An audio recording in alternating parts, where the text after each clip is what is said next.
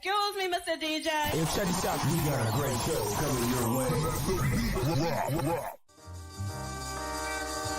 From the ECSI Sports Studios, the #1 sports information program in America, the Breakfast Bankroll, with your host, the sports broker, Jeff Dawson.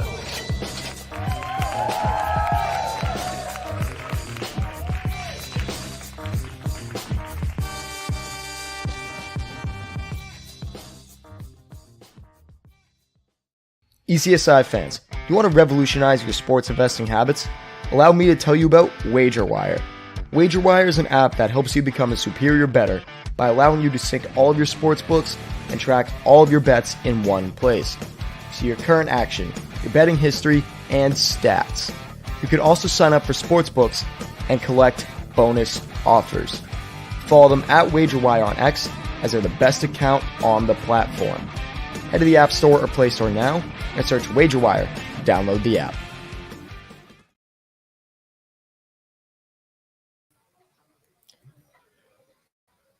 Good morning, sports fans from all around the globe. I am the host, Jeff Dawson. No, the co-host, Jeff Dawson, East Coast Sports Investors, and this is your Breakfast Bankroll and BIG10 preview for Friday, November 3rd, 2023. We made it. The weekend's here. Winter's here. And what I mean that is I joked about it yesterday morning during one of our shows. And we have a goal back east here. Let's make it to November 1st before we turn on the heat. Well, yesterday was the 2nd. And I woke up and the thermometer read 59 degrees in the house.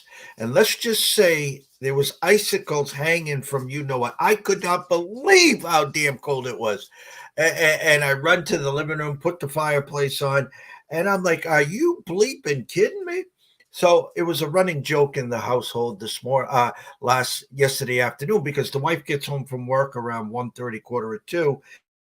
And I'm like, listen, I waited for you. Turn that damn heat on. Well, we didn't. Well, I woke up this morning, 69 degrees in the house. It felt like a nice spring morning. So I thanked her as I walked the dog. Fenway, frost everywhere. It's cold out there. So anyways, shout out to our new sponsor and partnership, WagerWire. If you have not downloaded the app, please go to Google Play, wherever you download apps. Download it. It's free. Get accustomed to it. Start checking your ROI. Start logging your bets in with a half dozen other books that are available to you in your state. We'll be doing so much more work on a day-to-day, week-to-week, month-to-month basis, not just with Travis and Zach, but with you. That's right, you. And a lot of Q&As, a lot of let's buy a future. Good time to buy a future. Let's make these sports wagers actual assets. Let's show you how we can track the progress of them and then eventually trade or sell them before they mature. And actually, you invest 100, you sell it 350, you profit 250. It's an amazing concept. Not enough people are doing it, but with the help of WagerWire and everyone here, we're going to make it happen. And last but not least, the gentlemen behind the glass that make all this happen, Joe Shea, Evan Lewis, Olu, Cade Horton, and of course, Bennett. We thank you. So without further ado, let's bring them in. I saw this, baseball's over, but there's a nice event at Wrigley Field this weekend tomorrow. I was kind of curious if Riley might be heading over there. The one and only SouthSide Riley himself, Riley Magnuson. Good morning, sir. Good morning, my friend. Happy Friday morning. I am ready to rock and roll. Kudos to you for joining the party. We did not make it to November 1st before turning the heat on, but go figure, now that it's November, we're turning back up to the outside temperature back to mid-50s and even 60 on Monday or something like that. So we're, backwards here. So, no, we're rocking and rolling. I would love to be at that. I have not seen one of these games because they've been doing them every few years here. If it was Illinois Northwestern, as much as that might be a goofy, ugly game, I might have gone. Probably going to see a big contingency of Iowa fans invading Wrigley Field there. A lot of Iowa alum and fans in the great city of Chicago. So you're going to see a probably majority Iowa fans in Wrigley Field there. I wish I would check ticket prices. I don't even know what the ticket prices are going for right now. But nonetheless, I am always excited whenever they do something like that at Wrigley. You're right. No baseball, but we can get some good football back in that one. And there's been some goofy, interesting games that go on at Wrigley whenever Northwestern's involved there. So we will obviously talk about that. Of course, I don't have any specific thoughts on any of these individual games necessarily on Monday for college basketball, but baseball out of the way, now college basketball coming around into the fold. And I know you and I are excited for that. I am especially excited, obviously, for Big Ten basketball. So, nonetheless, we don't have any really marquee national college, Big Ten games that are on the national slate necessarily, but we've got some good games between a lot of tightly competitive teams here that are definitely worth talking about, and I think you can find some good thoughts and good plays on potentially a few of these football games this weekend. Like I said, nothing that, obviously the entire country isn't talking about Illinois, Minnesota necessarily, but, we've got some fun games to talk about for sure, like I said. So I am ready to rock and roll with it. Obviously, aside from that, you've got plenty of shows, so you're going to be talking plenty of stuff going on the rest of the night. But the in-season tournament for the NBA is finally here. I know everyone's jumping for joy and is going to be glued to their TVs for this Friday night of in-season tournament here. Mostly kidding, but maybe it'll be some decent basketball games tonight.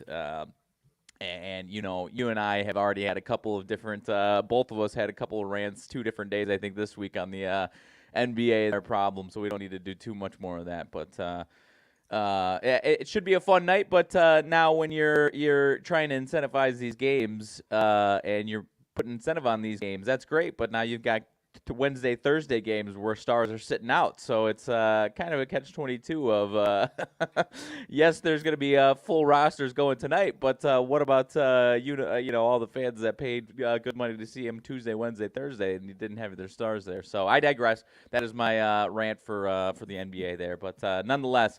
Ready to rock and roll with everything college football and Big Ten this weekend, my friend.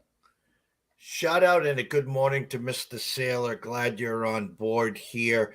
It's kind of comical, my infatuation with the kids, whether it's college football, college basketball, of course, super stoked for next week and Monday, of course, or Tuesday, whatever the date is, at 100 and something games.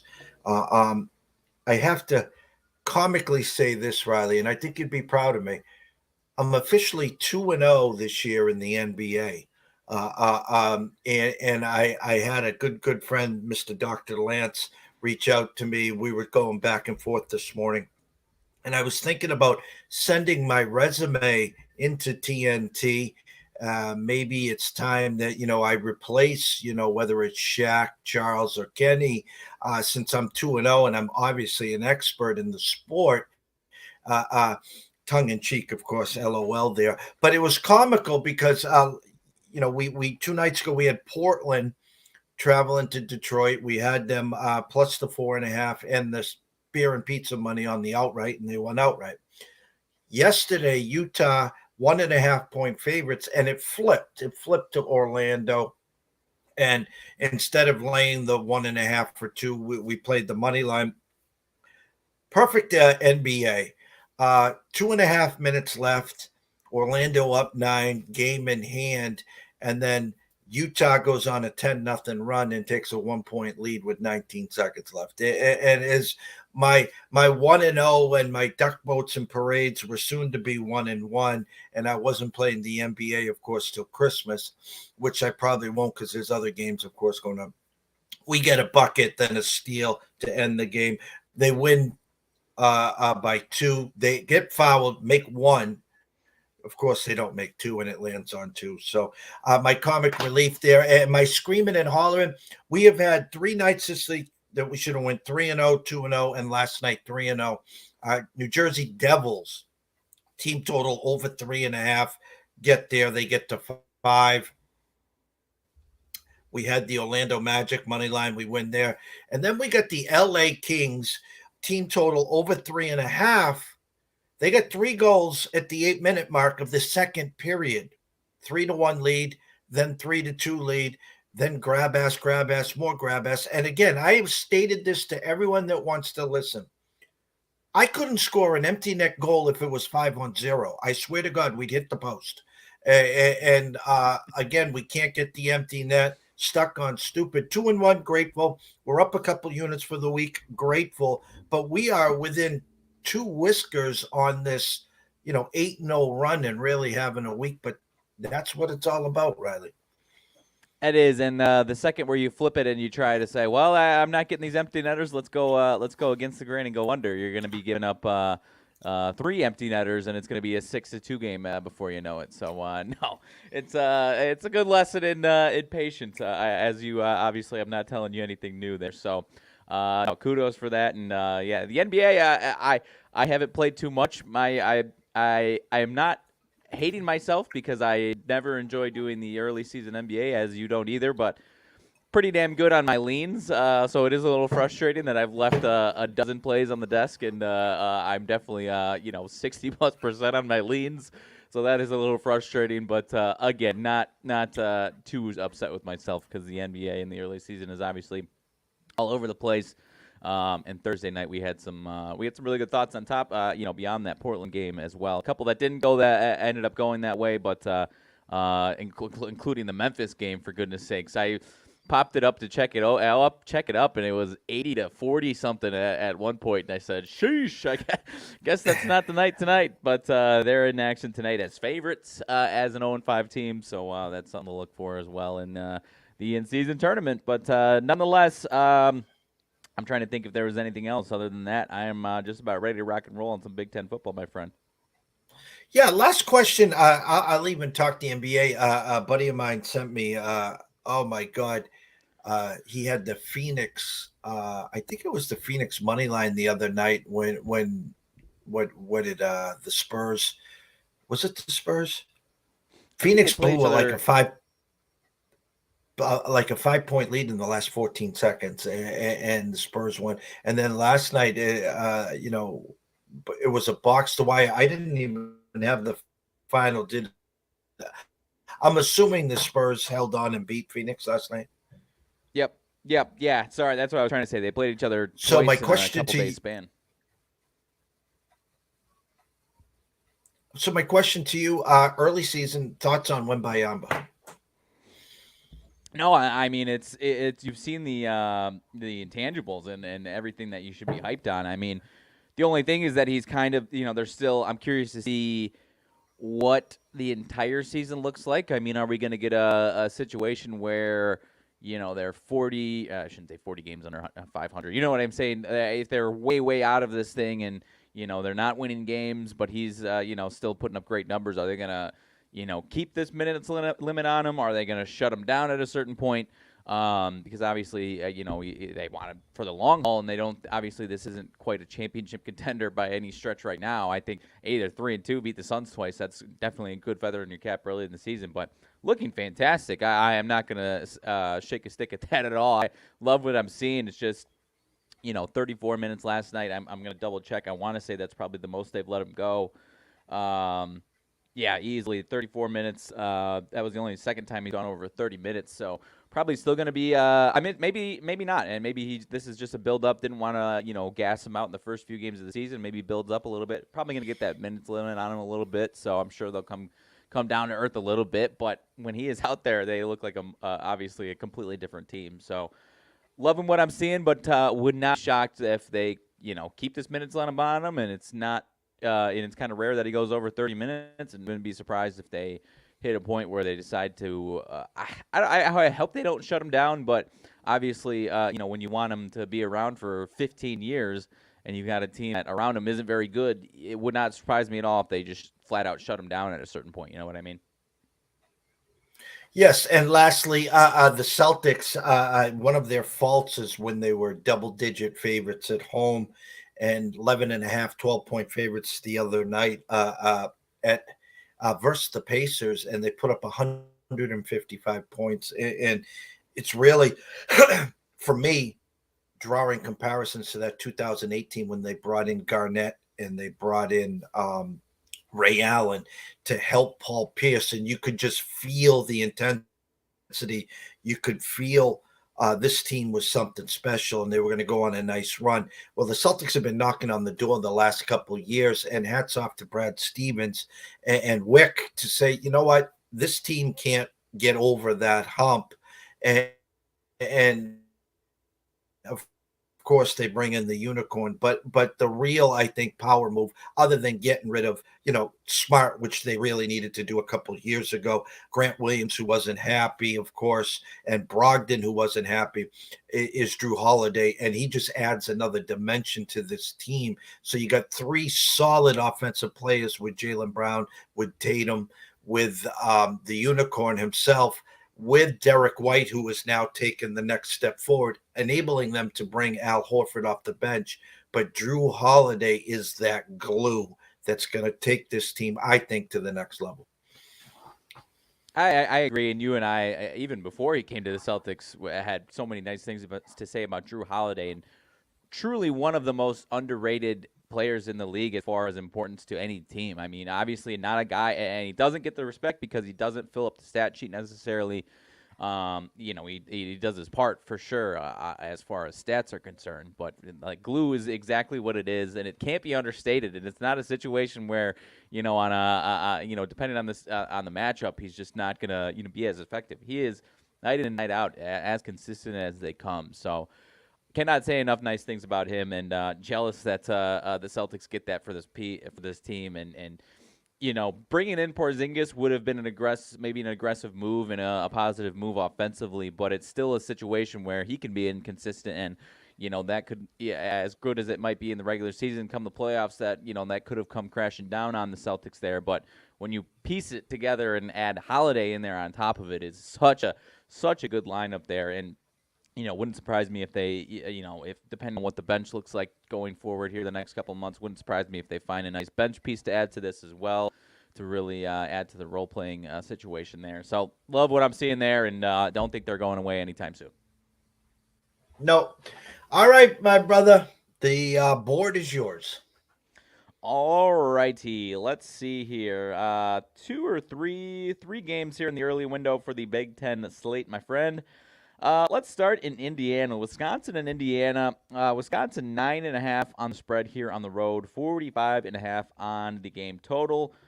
Indiana team gave Penn State a nice run for their money, as we talked about. That was probably the best they've looked since giving Ohio State, I don't want to say a run for their money, but playing some decent defense in week 1 or week 0, whatever the heck it was. And aside from that, they've looked pretty ugly. Wisconsin, 2 of their last 3, obviously offensively looking pretty putrid against Iowa, Ohio State. Obviously solid defenses there. And that comeback win against Illinois. Really, since Tanner Mordecai has gone down, I think at the end of the Rutgers game, I don't remember what point he goes down, but offense has not looked good, minus that fourth quarter against Illinois. So I'm at a point where I have no interest in taking this Wisconsin team laying over a touchdown against anybody aside from maybe Michigan State in this conference right now. Not saying that this team can't still do a lot of good things, and they still have a respectable defense here, and I'm not saying they're necessarily on upset watch, but this offense has just got so many problems right now, and Braylon Allen just isn't the same guy that Tanner Mordecai was at quarterback there. So I'm a little concerned. I like I said, I'm not putting them on upset watch, but it wouldn't surprise me if this is a close contested game here. I think their defense is going to be what gets it done for them and ends up winning them this game. But you got team totals 27.5 for Wisconsin, 27.5. I think they will stay under that 27.5. We talk about that number right there of just under the key number 28. Even besides that, on paper, I think that I would have projected them to go under that before seeing that 27.5. And the other side of it is a little goofy because I see different numbers of over 16.5, but juiced way over at minus 130, 135 for Indiana. And then I see a couple spots are offering 17.5 at plus 104, 105. So a little goofy there. Like I said, I do think Wisconsin's defense will do enough to win them this game. I don't think Indiana is as spirited as they were last week and gives them a run for their money. I am kind of more in the in that 24-17 range of this game for Wisconsin. Taking care of business, but still not looking very good here. Like I said, not interested in laying the points with Wisconsin right now with the way their offense is looking. Yeah, basic math here. My opening numbers, 9.5 with a 44.5, 9.5 with a 46.5 right now at circa. I am seeing some 45s and 45s and a halves, which leads me to believe that, again, the way I like to preface this, Thursday night, the Texas oil money comes into Vegas, and then Friday night, the California gold money comes in. So I am going to say this out loud, that there was some Texas oil money on that over. I mean, with a point and a half difference on the rest of the strip. So the initial thought process is 27-17 again on those key numbers. That's why you get 16.5 over or 17.5 under. And again, I was curious if you were getting that 27 and a hook. I'm not trying to correlate the NFL game last night, but that's a perfect example where the total was 36.5, maybe 37.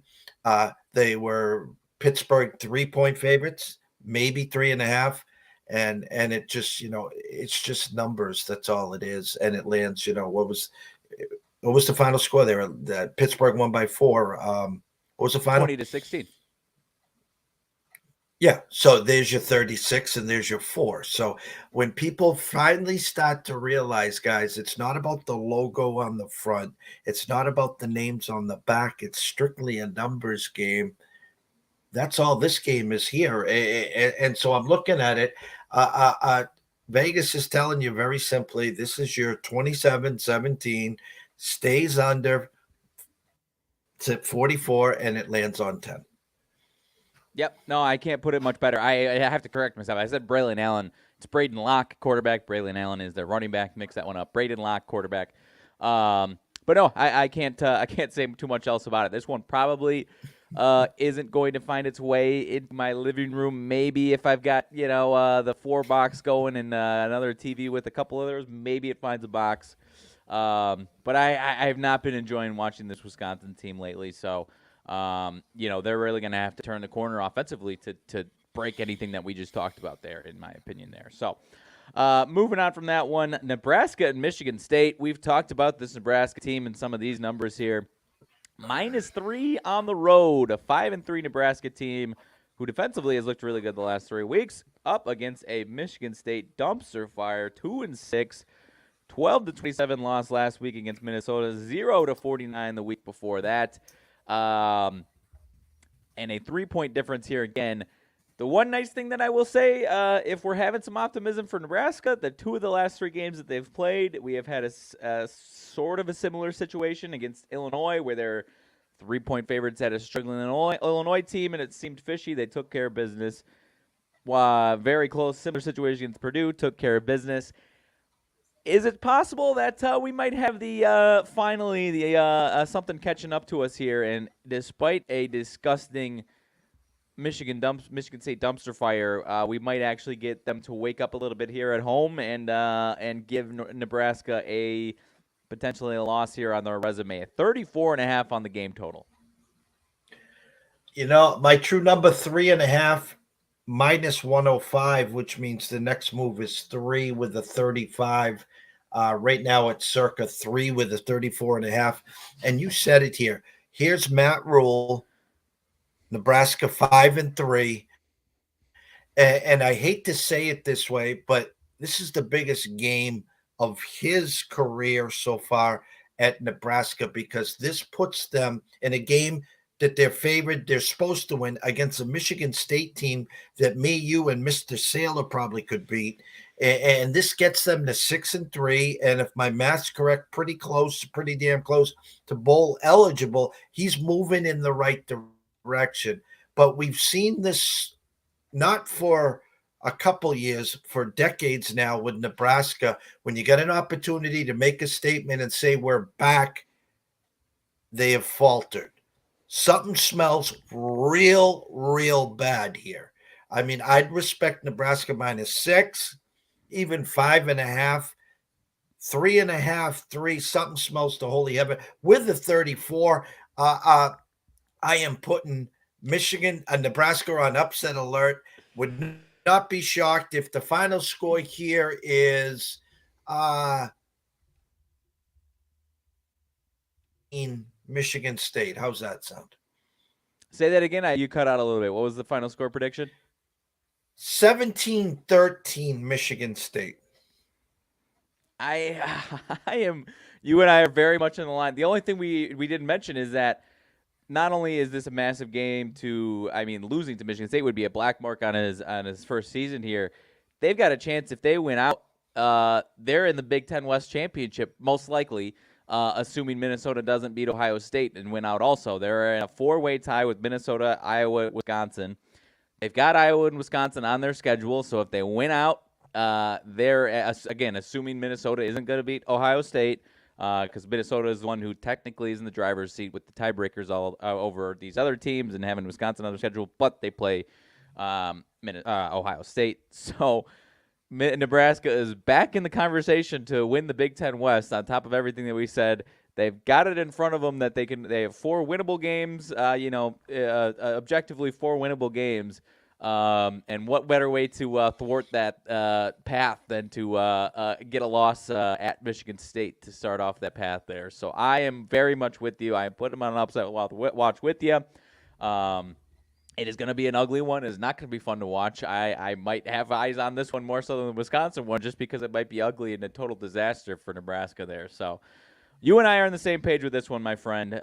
It could be real ugly there in East Lansing there. All right. Ohio State-Rutgers is the other one at that same game time. Rutgers 6-2, just kind of quietly moving along. Just the 2 losses to Wisconsin and Michigan. Last 2 weeks. Comeback win against Michigan State. That was the one game that Michigan State's offenses looked all right, and it kind of came crashing back down to earth. Took care of business against Indiana a couple weeks ago. I believe you and I had them, I'd be wrong, but I believe you and I had them winning that game as well against Indiana. Now Ohio State just barely misses the cover at Wisconsin. Not as much of a close game as that game has been in the past. Ohio State's got Minnesota next week, so not at home. I think they've got Michigan State next week at home, so not a look-ahead spot at all for Ohio State. But you've got an 18.5 total and a 18.5 spread and a 42.5 game total. 30.5 for Ohio State is the team total here. Rutgers 10.5. I'm not suggesting Ohio State is on upset watch whatsoever, but the suggestion that this one could be maybe inside that 18.5 spread, or at the very least maybe a close game in some regards, at least compared to these numbers are concerned? First poll came out on Tuesday. Ohio State, the number 1 team in the country. This is going to play itself out. Obviously, we understand and know that. Is Ohio State the best team in the country? No, they're not. I'd put Georgia in front of them. I'd put Michigan in front of them. I'd put Florida State on a neutral field. They probably give Ohio State about a 1.5 point favorite there. I don't know where I'd go there. I would definitely take Oregon over Ohio State on a neutral field there. Basic math, and I'm glad you gave me the 30 and a hook, because this is telling me 30-13, and I was wondering if Rutgers would have been that 12.5 number, or they give you the 10.5 number. My only play in this number, honestly, would be Rutgers team total over the 10.5, because most people, excuse me, are looking, okay, 3, 6, 7, 10. Ohio State defense, they're going to take that under. It wasn't the 9.5 where they want you to bet the over there. So my lean, my carrot there is Rutgers team total over 10.5 in that game. I'm not sold on this Ohio State team. They are rounded into form. So if you're a Buckeye backer, God bless you, because, someone said it best. It might have been, what's his name? He was on call and the other Cats is basketball. Klatt, Mr. Klatt. He says you've been this team that's been a juggernaut through the regular season and have faltered late, whether it's against Michigan the last 2 years or in the Final Four. Now you're starting slow. You're building it from the defense back, and now the offense is slowly getting better. The quarterback's getting better. They got the best wide receiver in the game, Marvin Harrison Jr. So maybe this is going to work best for them. And with all the scandal and the sign stealing going on in Michigan, guys, can we just put that to bed? It doesn't matter if he's got that guy standing behind the coach of Ohio State. They're not going to do anything this year. So the writing's on the wall. This is a Pete Carroll writing on the wall. Michigan will most likely go undefeated. They'll get to the Final Four. Maybe they'll get to the championship game. Jim Harbaugh is going to drop the mic, and he will be coaching somewhere in the NFL next year. You can mark that down, Riley. I am not going to fight you on that one at all, my friend. That doesn't seem to be the writing on the wall. You've got the Big Ten coaches and ADs trying to plead to the Big Ten commissioner this week on a Zoom call or something like that. Like you said, nothing is happening anytime soon this season here, so I'm with you 100% on that. Rounding it, and yeah, again, not putting Ohio State on an upset watch whatsoever. This Rutgers team, they don't have any impressive wins, so that obviously hasn't, the public hasn't been drawn. Oh, look at Rutgers here. They are 6-2, but they don't have a single good win. They've got their 2 losses against their 2 toughest opponents.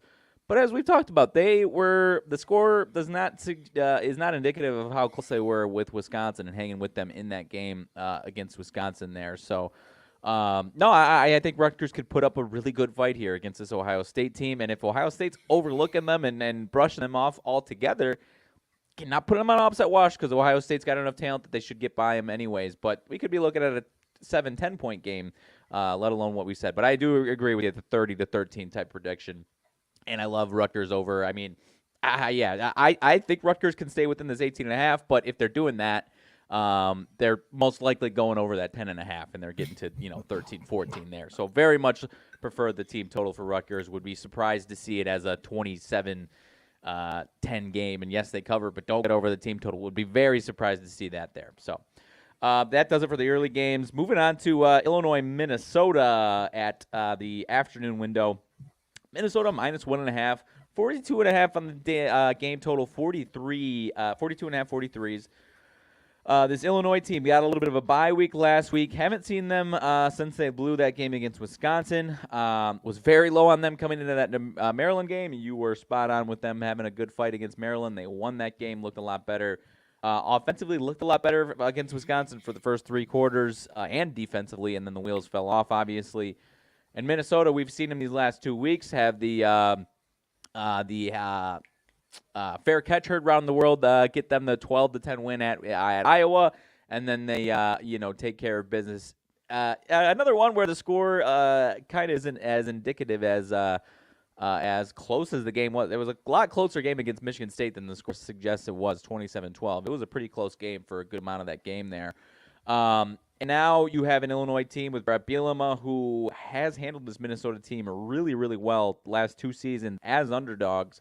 Won at Minnesota, 14-6 win at Illinois last year, 26-14. An Illinois defense that's not nearly as good as it was last year, starting to get better here. But a Minnesota offense that does not really scare me at all. So I think defensively Illinois can have a nice day here. It's just, and I respect Minnesota's defense to some degree, so that's going to be Illinois' offense against Minnesota's defense is definitely the case to make, and what could break this game. Team totals, 20.5 for Illinois, 22.5 for Minnesota. I'm kind of agreeing with that Illinois team total. I think they could stay at that 17-20 spot there. I think their defense could step up and hold Minnesota under that 22.5 and be the reason why Illinois might win this game here. I know I've got Illinois all over my chest and my hat, but I'm not as biased as I am for my other teams. I promise. This is not a biased situation for Illinois.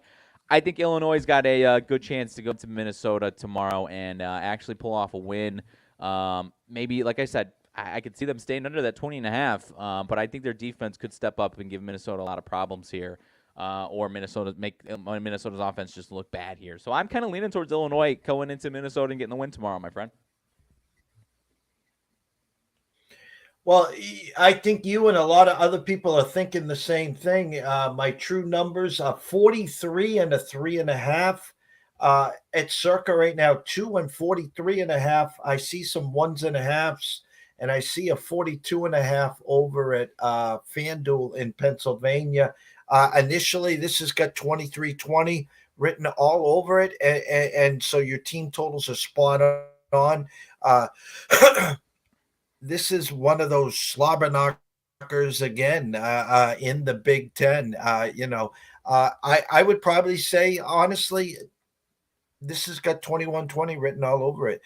First one to 20-21 probably has a good chance to win this game.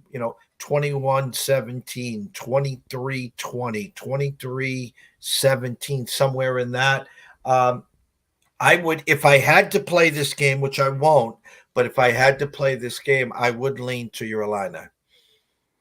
Yep. No, I think that's a great point. Good chance you're going to get some late field goals that decide this game here. I think that's a good measure to take there for sure. This one wouldn't surprise me. 21-20, that gets Illinois covered there with the plus 1.5.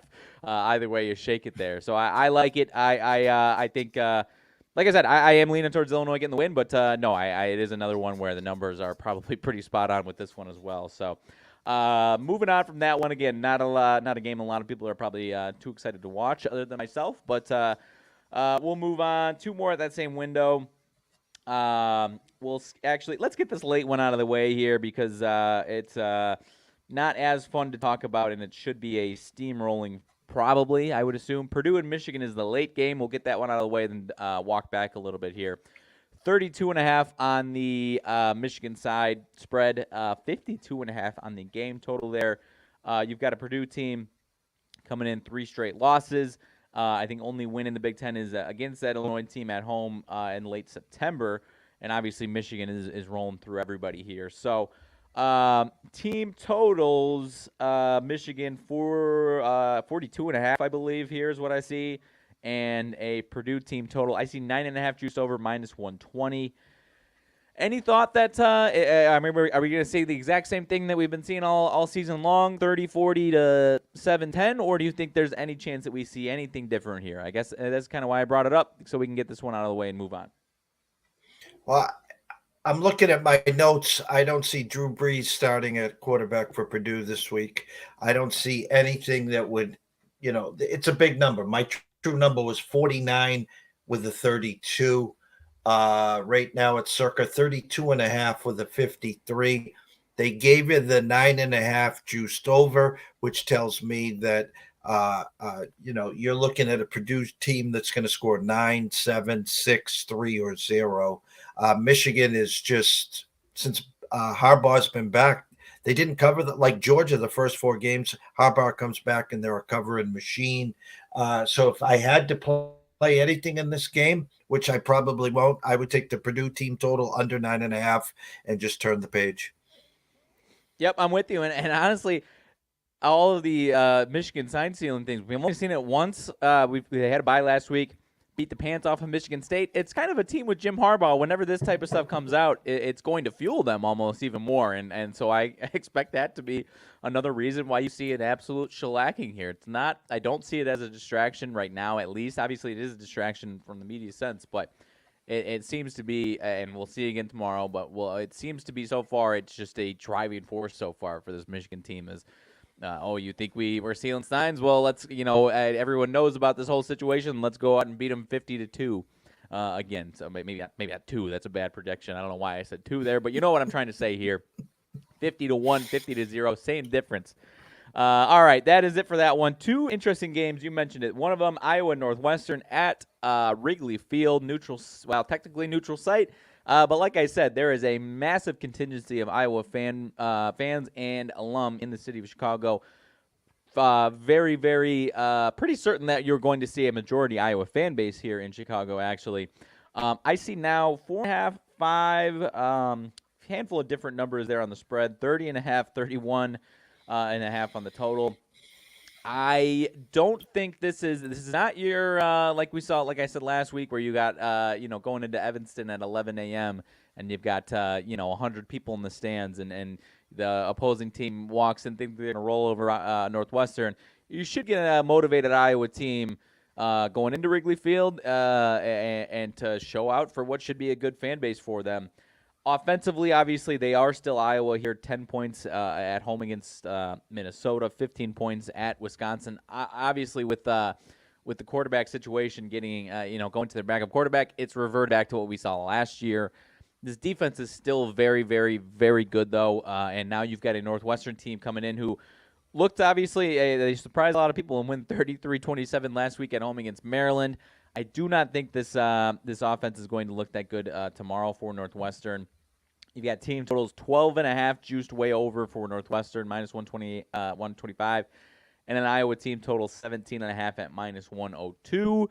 I do think, it's another one. I think you could get this one kind of adhering to what we've been talking about all day with these Big Ten games, close to these numbers. I think Iowa's offense wakes up and is a little better than it's been the last few weeks here and probably gets to 20-21 or something like that, 24. And I really do think, and honestly, I think you could probably see a defensive touchdown or some fantastic field position because of Iowa's defense here. I think that's what it's going to be, for my opinion here. So I almost lean towards them covering, but it's not a situation where I'm laying any points with what this Iowa offense is. So I'd be more interested in an Iowa team total over 17.5 out of this one.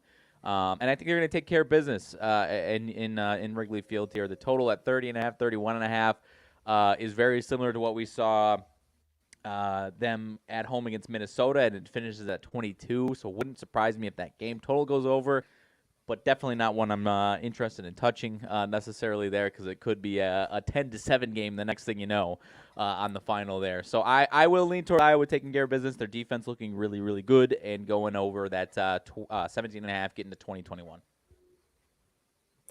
I love where your eyes are, Riley. Again, we do a lot of talking about team totals. We try to get everyone's mindset on true opening numbers versus what the actual number is now by peeling the layer back another layer and giving us actually what the team totals are. And what I mean by that is these numbers came out when you're getting ready for the NFL on Sunday at 1 o'clock, 2 o'clock, you're watching the Red Zone or however you watch the NFL on Sundays. Circa's sending these games out to their sharp players, allowing them to bet 1-2 dimes on these games so they know which way the sharp play is, so then they can see which way the market's going to go. Till then, they release them to the public on late Sunday or early Monday morning. And my point is, we're talking now Friday, so we had Monday, Tuesday, Wednesday, Thursday. We've had 4 full days, 4 full 24 hours for these to be picked through. Again, the Texas oil money came into town yesterday. The California gold money's coming in tonight. So you'll have another day where the carcass is being picked. And they gave you 2 carats there on the team totals, which I'm going to get to. My true number was 31 with the 6. People love what they saw with Northwestern last week. They love the fact that they're scoring. They love the fact. What do you remember most about the Iowa team? Is that Minnesota that they should have never beaten with the hand going like this. So my point is, it is now at the circa 5-31. You gave us 2 carats. You gave us 12.5 with Northwestern that just put up 20-something last week. They didn't give you 9.5. They didn't give you 10.5. They gave you the magical 12.5. Why? Because most people are going to say, shit, I get to 13, I get to 14, I get to 7. I'm a winner. I don't care who wins the game. What'd they do for Iowa? They didn't give you 14.5. They didn't give you 16.5. They gave you 17.5. So I love where your eyes are. I'll take the Iowa team total over 17.5 here. I don't give a rat's ass who plays. I can tell you this, 31, there is games at Wrigley Field on Friday afternoon at 2:20 that score more runs of 31 I've seen than you're going to see in this football game.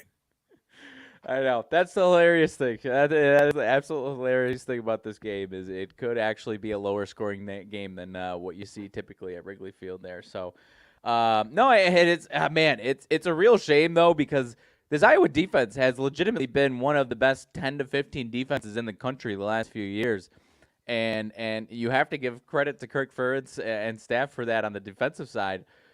but just cut ties with your son as offensive coordinator, and you would have such a better chance of. You would have won the Big Ten West easily the last 2-3 years, and again this year. And not saying they'd be in the same category with Michigan and Ohio State by any stretch, but they've had plenty of good teams that have been a dark horse in the Big Ten, and they just are peeing away an unbelievable defense these last few years, and hopefully they can keep that up and finally turn it around offensively. But I digress. Last game up, you and I kind of I shouldn't say previewed it, kind of gave a little tickler for this upcoming one here. A team that ended up losing last week, Maryland, like we just talked about, hosting Penn State. Penn State kind of plays around with Indiana a little bit last week, quite a bit last week with Indiana. Ends up winning 33-24. Maryland loses 33-27. 3-game losing streak starting with, I think it was 17-7 against Ohio State, if I'm not wrong. And then they gave up 20 unanswered. And then they lose to Illinois. And then they lose to Northwestern. So obviously a rough spot for them those last few weeks. Now coming in this week after that loss, with Penn State looking ahead potentially to Michigan at home next week, trying to save their season. You and I kind of saw that and said, hey, oh, wait a second now. What do we got going on here? 8.5 on the spread for Penn State as the favorite, 49.5, 50. I am still in the sense of this one could be a little bit of a scary one for Penn State. Their team total 29.5, 30.5. I think defensively, Maryland's defense or Penn State's offense might just shoot itself in the foot. Not sure what you're going to get out of Maryland's offense up against this Penn State defense.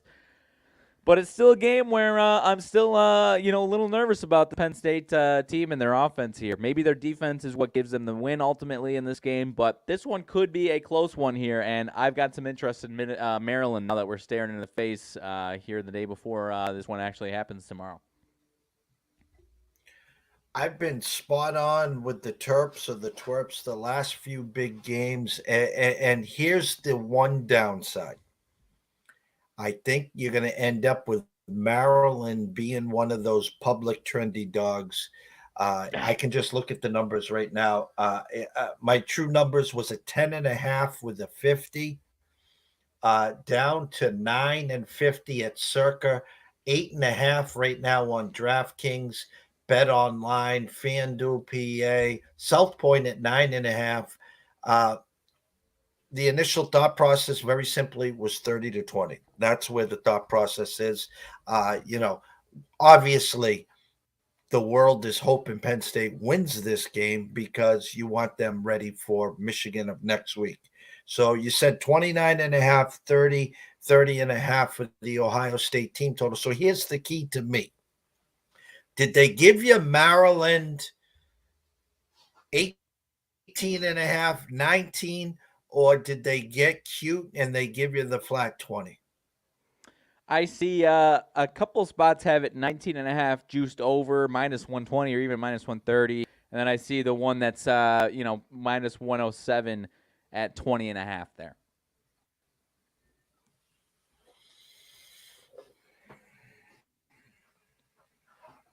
See, I would respect 21.5 juiced under, where I would say they're going to get to 23. It's the bait and carrot.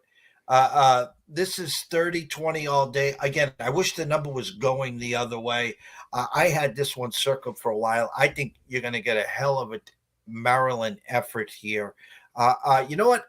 I'll go on record here. Instead of messing with the team total, let me see. If we're using 9, maybe you can look this number up.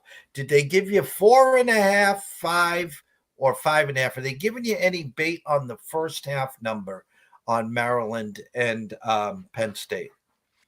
Mostly 4.5. I see 5.5. All right. I would flock to the 5.5. I would take Maryland first half 5.5. I think you're going to get their best effort in the first 30 minutes there. They're not giving me enough signs. I will not take the Penn State team total over.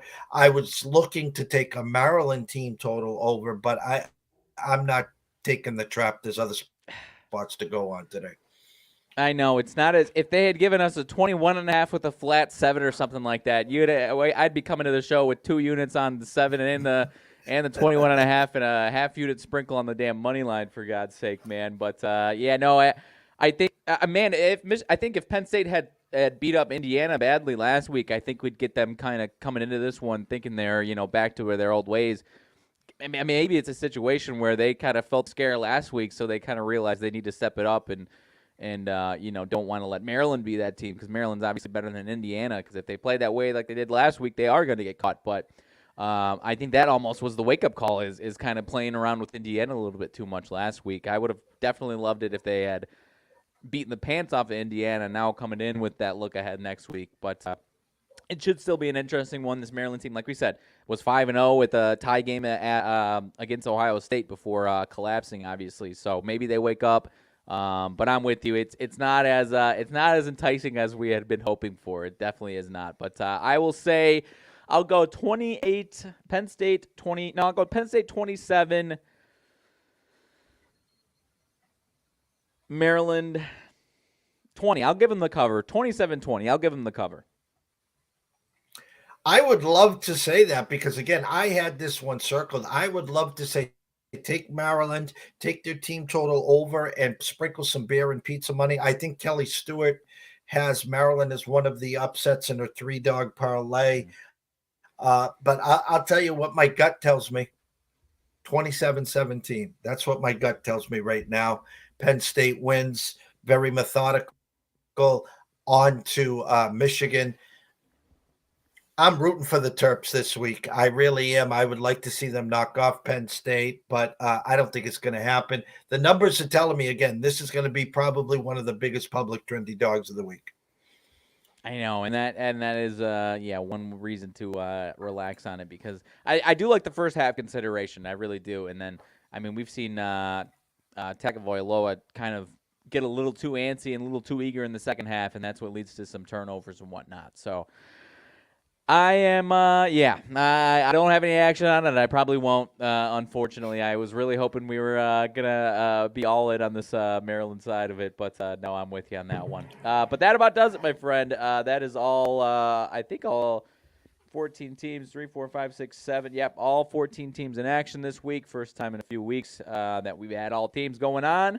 But we should have some good games here in the Big Ten, even if only Big Ten homers are interested in a few of these games. We should have some good ones there. But I digress. Anything else to deliberate on here before we get out of here today, my friend?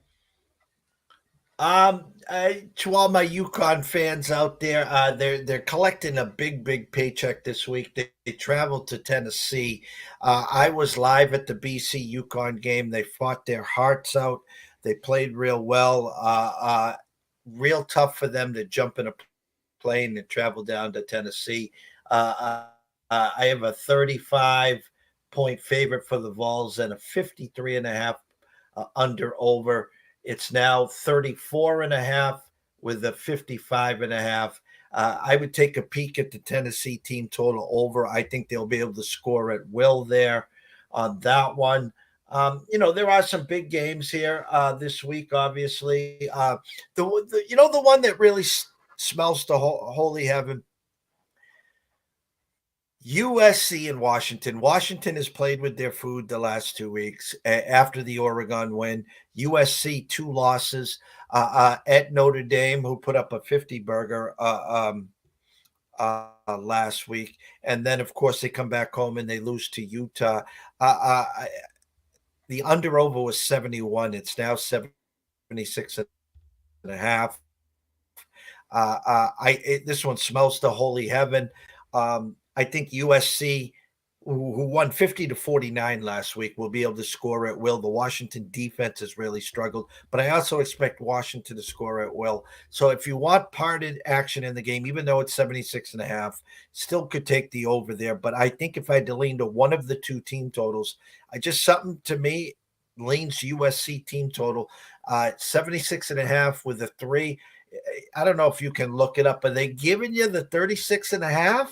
Where you got 37 or 38, or are they being cute on that game?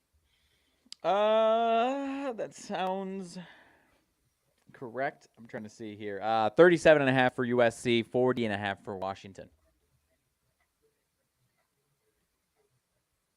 I mean, if you're going to go over the team total for USC 37.5, you might as well play them on the money line. Pizza and beer money there. Again, I said this earlier in the week. I'll say it again. First one to 40 probably wins this game, but usually when you get two teams and it looks like an absolute shootout at the OK Corral, ends up being a lot of field goals early. So just be careful on that one. The other one I just wanted to talk to you before we move on. Dabo and Clemson, and again, Deshaun Watson, Trevor Lawrence. He has struggled the last couple of years, and this is the problem with coaches. This is my system. I'm going to run my ship the way I want to run my ship. And the one problem that Dabo hasn't done, he hasn't bought into the transfer portal. And I think after the last couple of years, he's got to take a strong look in the mirror, and he's got to now play by the NCAA rules, and he's got to get more aggressive in the transfer portal.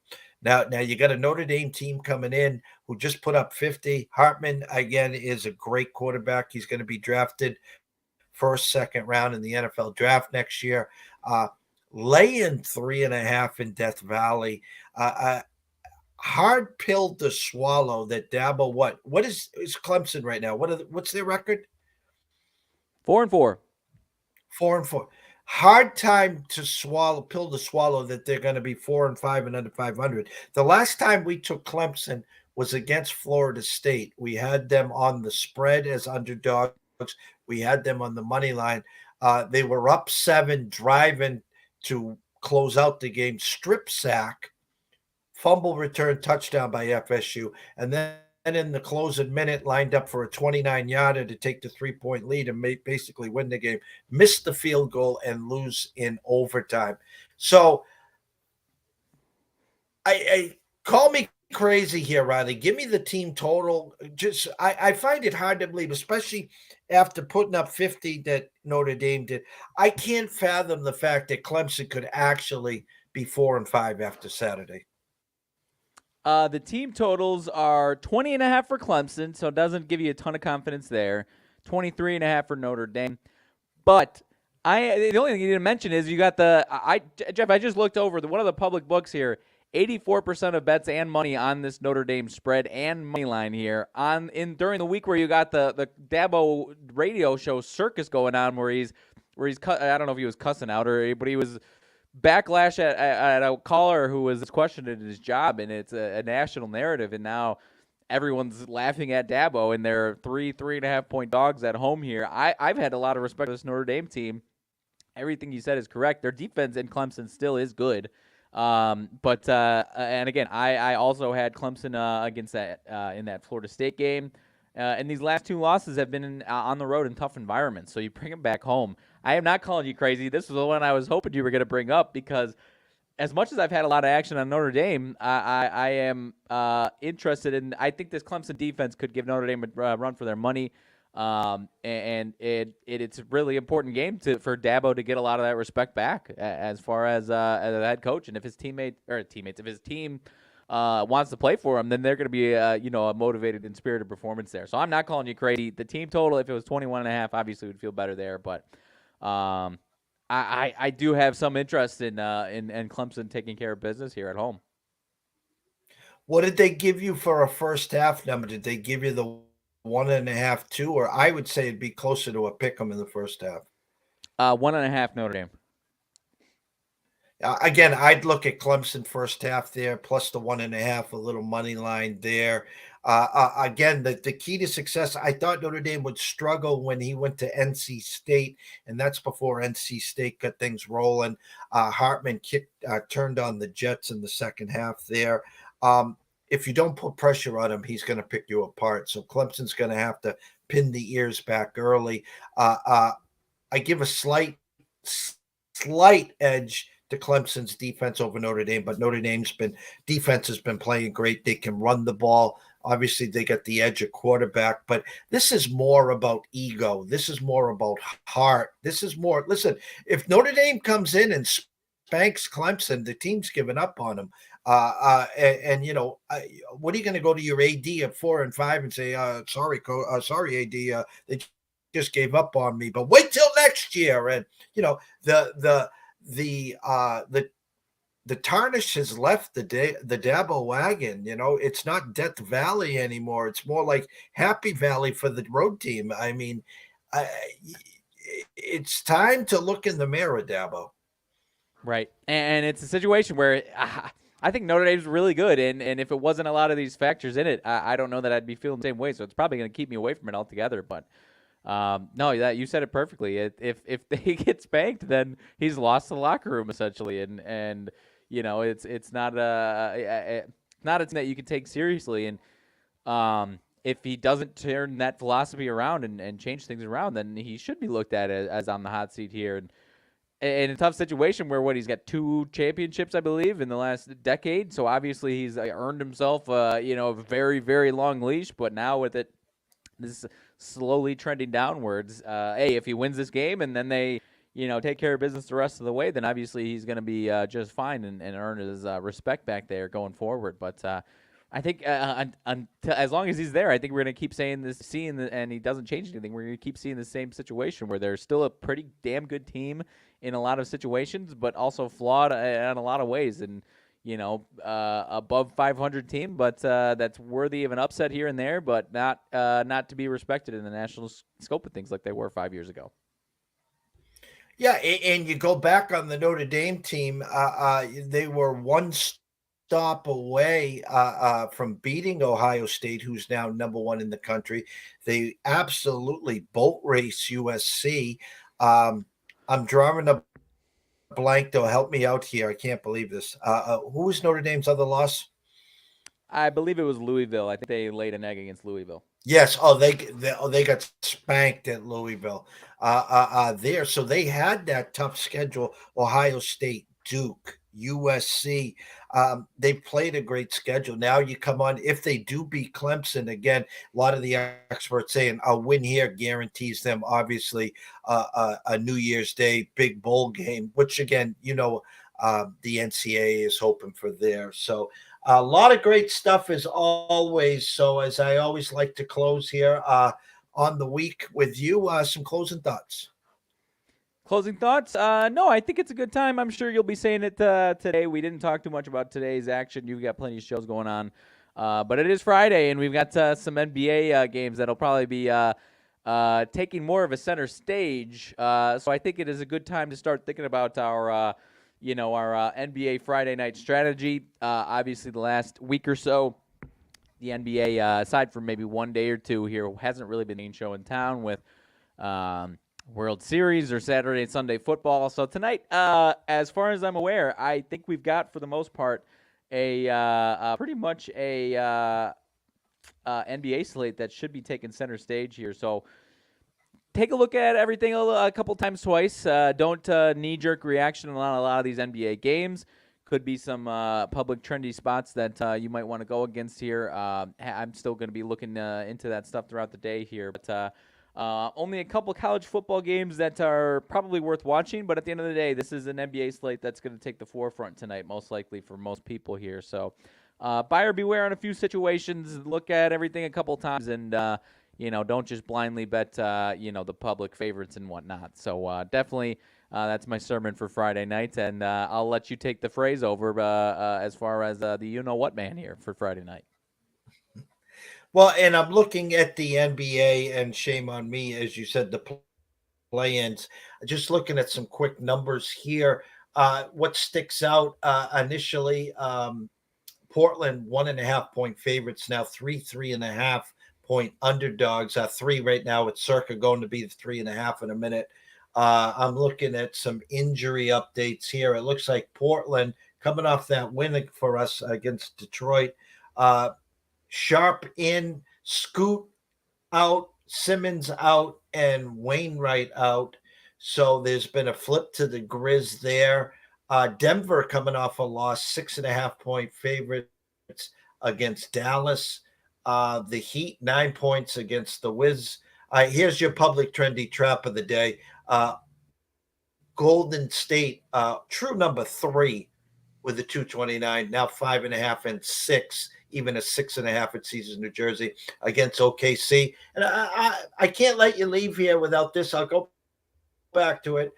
Cleveland now 3-point favorites against and at the Pacers. People remember last Cleveland goes into the Knicks in the back and forth game, and I think Cleveland ended up winning outright. Is that correct? At Madison Square against the Knicks 2 nights ago. Okay, so now the Pacers gave up 155 at the Garden. Now they're home, 3-point dogs there. Keep an eye. I know Cleveland hasn't played well, but keep an eye on the Pacers on a bounce back there. Milwaukee opened up 6.5 with a 227, now down to 223 or 224. Only 5.5 against the Knicks. But I have to go to this one. Your Chicago Bulls, 2-point favorites with a 218.5. Now 4-point favorites against the Brooklyn Nets. Of course, no Durant, no Hardaway, no whoever else is going to play for them. I'm looking at injuries right now. Dinwiddie questionable, Dennis Smith questionable, Cam Johnson out, Claxton out, Whitehead out. And for you, Ayo is questionable, Levine is now probable, and obviously low ball is out. Yep, and this is one of the games where I've ranted on this before, and you can have all your thoughts about Vucevic that you want, but this is the type of game where they don't really have the defense to slow down Vucevic on paper, where he has to make his money worth, or the Bulls have to involve him in the right ways. They have to some degree at times, but I guess what I'm saying is this has to be a good Vucevic game for the Bulls here tonight, and obviously, have been continued to be still too reliant on Levine and DeRozan there. So so far it's been very much the same team that we've seen the last year and a half or so. But a game where if you're interested in the Bulls, it's a game where you got to have some Vucevic positive play here, and hopefully the Bulls put a game plan together that is kind of centered around him. No pun intended there. So. Interested in that, and as I told you, if the Grizzlies, with these numbers getting a lot of respect, if they lay an egg, I might be on it next time around. I don't know if I want to lay the points like this, 3.5, but I think the Grizzlies should wake up here. They do play the Blazers 2 times in a row, but obviously the emphasis would be on this one, with it being the in-season tournament game here tonight. So I think you've got a situation where the Grizzlies should step up and be better. Just gave up 133 and lost by 24 the other night. Portland gets that win. I do think this is a Grizzlies spot where they should be winning this game here tonight. And I tell everyone, people are listening and watching our show as we speak.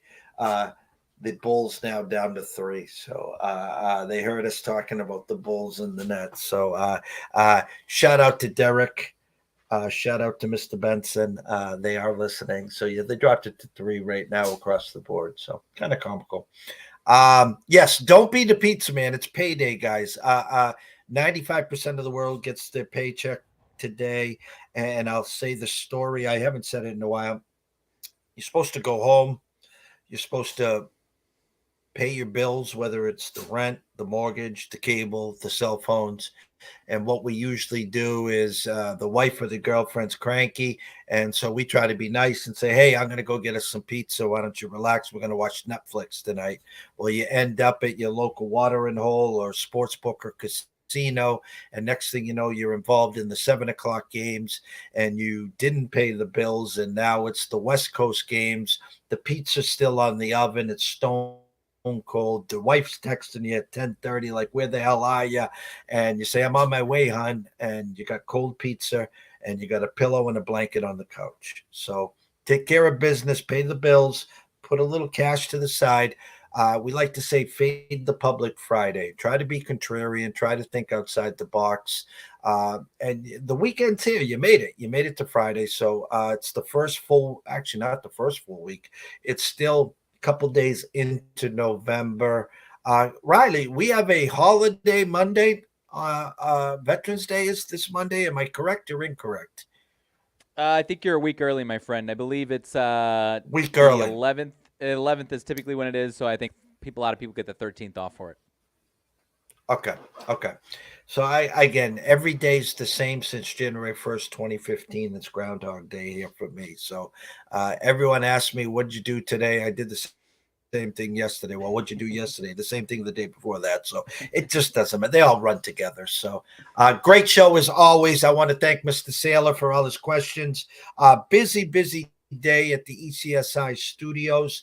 1 o'clock, Sean Childs with the Dog and the Desperados talking fantasy football. See if we can take down the DraftKings million dollar maker. Schedule a note 3:30.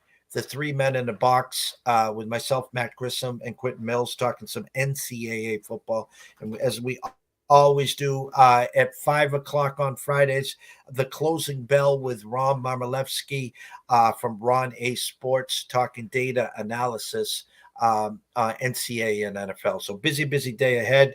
It's 11:50 back east. Go grab some lunch, and we'll circle back the wagons and see everyone here around 1 o'clock.